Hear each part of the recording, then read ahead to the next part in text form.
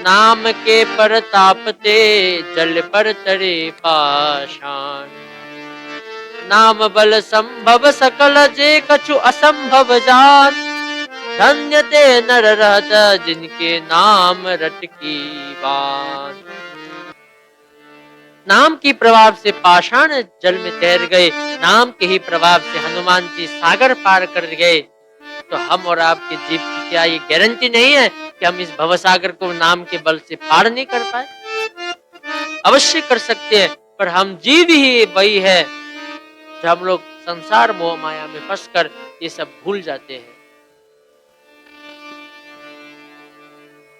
नाम की महिमा अमित को सके करी गुणगान। राम ते बड़ नाम जेहि बल विकट श्री भगवान। तो राम ते बड़ नाम, राम जी से भी बड़ा ये भगवान का नाम है। नाम की महिमा अमित है, कौन गुणगान कर सकता है नाम की महिमा? कबीरदास जी कहते हैं, जा मुख राम नहीं, जा मुख राम नहीं, ता मुख धूल भरी। बजो रे भैया राम गोविंद हरि। नाम का सुमिरन सदा करना चाहिए। कबीरदास जी कहते हैं, जिसके मुख में राम नहीं है उसका मुख धूल से भरना चाहिए। धूल धूल से भरा हुआ मुख है। एक सत्य घटना सुना हमने, परम पूज्य सतगुरुदेव मलुकपीर वाले महाराज जी से सुना है।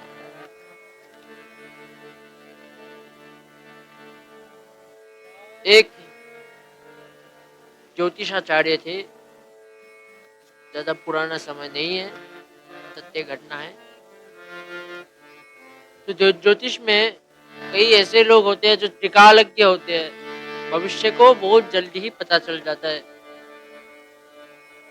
तो उन्होंने एक दिन लोगों का तो हिसाब लगाते थे, अपना ही हिसाब लगा लिया, अपना ही गणित लगा लिया अपने जन्म का।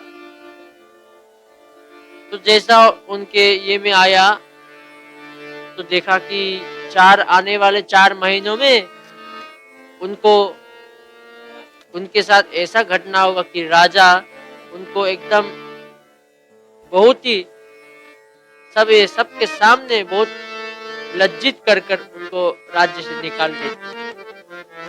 वो डर गए, मेरा इतना मान प्रतिष्ठा और सबके सामने ऐसे लज्जित होना, अब क्या किया जाए? और मेरी ज्योतिष भी इतनी कोई कमजोर नहीं है जो ये सब पता ना कर पाए। मेरी ज्योतिष मिथ्या नहीं हो सकती, मेरी ज्योतिष मिथ्या नहीं हो सकती। तो ऐसे स्थिति में क्या करना चाहिए? जीवन में ऐसे कभी भी अगर इतना बहुत बड़ा अगर कोई समस्या है तो गुरुदेव के चरण आश्रित होना चाहिए। दशरथ जी को जब पुत्र का अभाव महसूस हुआ, उन्होंने सर्वप्रथम गुरुदेव भगवान की इधर प्रस्थान किया, गुरुदेव भगवान को निवेदित किया। तभी गुरुदेव की ही कृपा से भगवान उनके इधर प्रकट हुए। तो उन्होंने भी गुरुदेव के पास गए, ये ज्योतिषाचार्य। उन्होंने कहा, महाराज जी ऐसा ऐसा।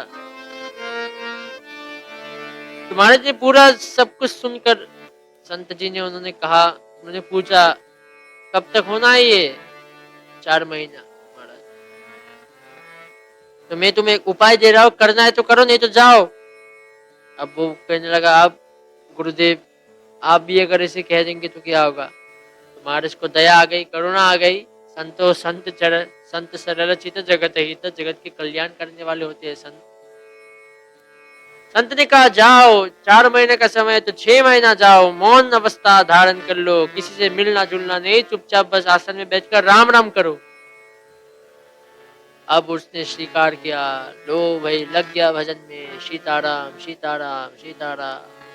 ना किसी से मिलना जुलना, सबसे बंद, मिलना जुलना बंद। इसी प्रकार से कुछ समय व्यतीत हुआ,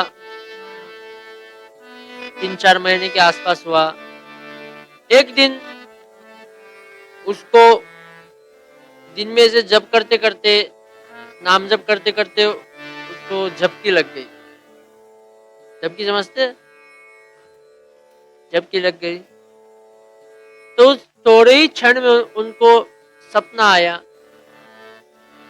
कि महाराज के पास जाकर, राजा के पास जाकर एक स्त्री ने मिथ्या गवाह देकर ज्योतिषाचार्य को राज्य में बुलाया गया और स्त्री ने ऐसे ऐसे बात कह दी जो मिथ्या थी। तो राजा ने भी ज्योतिषाचार्य की बात ना मानकर, स्त्री की बात मानकर ज्योतिषाचार्य को बोलने लगा कि मैंने तो आपको बहुत अच्छा समझा था, लो अब मैंने तो आपसे ये उम्मीद नहीं थी, अपेक्षा नहीं थी, और आपने इधर रहकर बहुत पैसा कमाया। लो भाई, इनका सब धन छीन लो, इधर गरीब ब्राह्मणों में बांट दिया जाए, और इसको एकदम गधे में बैठाकर जूतों की माला पहनाओ, काला कपड़ा पहनाओ, मुख काला करो और इसको इस राज्य से निकाल दो। तो उसने देखा कि ठीक सत्य सत्य उनको सब कुछ ऐसे ले जा रहे थे, उनके बीवी बच्चे सब थे, सब कोई असहाय, कोई सहाय करने वाला नहीं। तो क्या करे, ऐसे दुखी था। अचानक से उनके झपकी खुल गई। अब सोचने लगे, लो अब तो संकेत आ गया, पक्का ऐसा ही होने वाला है शायद। दौड़ के गए गुरुदेव के चरणों में, महाराज बचा लीजिए, ऐसा ऐसा हो। तो तब गुरुदेव ने समझाया कि नाम के प्रभाव से अब तेरा कल्याण निश्चित है।